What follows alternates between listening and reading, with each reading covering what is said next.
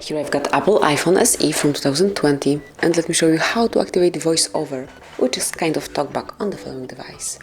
So at first you have to open the settings, then find and select accessibility, and here the first option is VoiceOver. So just click on it, and if you would like to activate voice speaker, so it will speak item on the screen, and you have to tap once on the select item, then double tap to activate the selected item, and swipe right fingers to scroll. But at first you can also change the speaking rate, so if you would like to have it truly slow, just put it here, but you can use the scale and choose whichever you prefer. Let me place it in the middle, and now let's activate it by tapping on the switcher. As you can see, it's active. So all you have to do is to tap once on some particular option,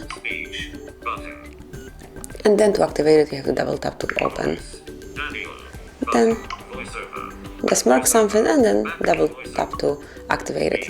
Let me show you how to change speaking rate. So let me switch it off at first, and for example let me pick some super fast option and now activate it the same way, and you will hear the difference.